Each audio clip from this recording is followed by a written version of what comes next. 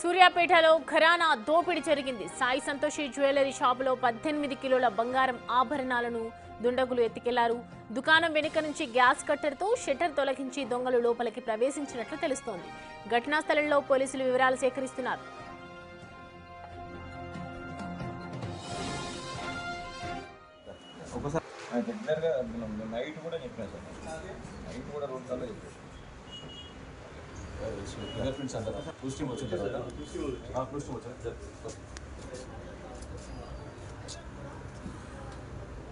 రాత్రి సంతోషిని జ్యువెలరీ షాప్లో గుర్తు తెలియని వ్యక్తులు ప్రవేశించి నగలు దొంగలించడం జరిగింది.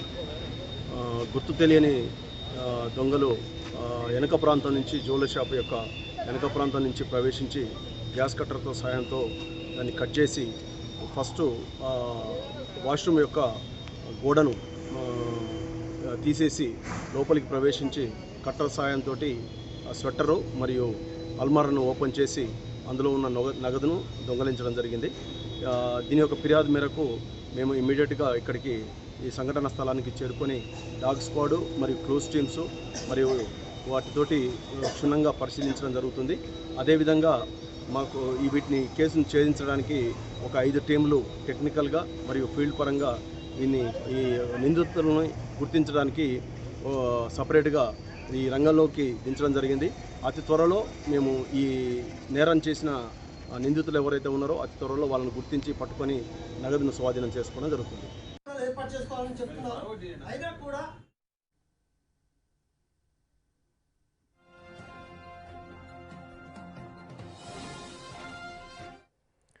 రెడ్డి అంశానికి సంబంధించి పూర్తి డీటెయిల్స్ అందించడానికి మా ప్రతినిధి రమేష్ అందుబాటులో ఉన్నారు. రమేష్, 18 కిలోల బంగారం అంటే పెద్ద మొత్తంలోనే బంగారం స్వాధీనం చేసుకున్నారు దుండగులు. సో ప్రెసెంట్ అక్కడ డీటెయిల్స్ ఏ విధంగా ఉన్నాయి, వివరాలు ఏమైనా ఇన్వెస్టిగేషన్ చేస్తూ ఉన్నారు? ఇన్వెస్టిగేషన్లో ఏం తేలింది?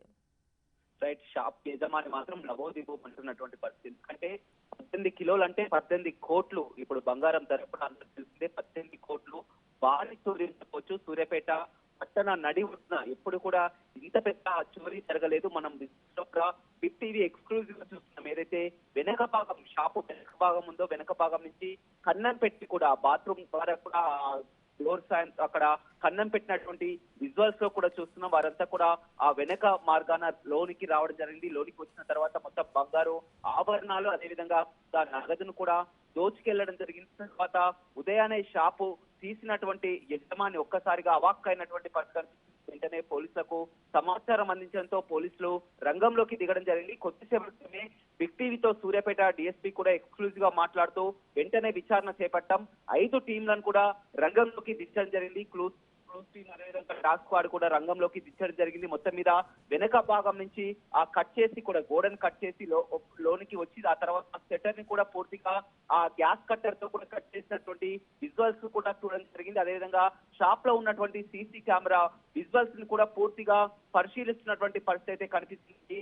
ఆ ఇతర రాష్ట్ర దొంగల పని అయి ఉంటుందా లేకపోతే ఆ జిల్లా అనే కోణంలో కూడా పోలీసులు విచారణ జరుపుతున్నారు. ఏదేమైనప్పటికీ ఎందుకంటే ఒక జ్యువెలరీ షాప్ లో పెద్ద మొత్తంలో 18 కిలోల బంగారం 18 కోట్లు చేసే బంగారం ఎత్తుకెళ్లడం అనేది ఒక సంచలన విషయం అని చెప్పొచ్చు. షాప్ యజమాని మాత్రం మొత్తం తెలుస్తున్నటువంటి పరిస్థితి కనిపిస్తుంది. కొద్దిసేపు క్రితమే జిల్లా ఎస్పీ కూడా ఈ విషయంపై కూడా సీరియస్ గా స్పందించడం జరిగింది. వెంటనే 5 టీంలని రంగంలోకి దించడం జరిగింది. వెంటనే అలర్ట్ చేయడం జరిగిందని కూడా చెప్తున్నటువంటి పరిస్థితి కనిపిస్తుంది. మనం విజువల్స్ లో కూడా ఎక్స్క్లూజివ్ గా బిగ్ టీవీ స్క్రీన్ పై ఎక్స్క్లూజివ్ గా వారు వెనక భాగం నుంచి వచ్చినటువంటి విజువల్స్ అదేవిధంగా గోడను కట్ చేసి లోనికి వచ్చి ఆ తర్వాత స్వెటర్ ని కూడా కట్ చేసినటువంటి విజువల్స్ కూడా చూస్తున్నాం. సీసీ కెమెరాలో విజువల్స్ చూసినా కానీ ఎలాంటి క్లూ లేకుండా కూడా సీసీ కెమెరాకు చిక్కకుండా కూడా ఆ చోరీకి పాల్పడడం జరిగింది.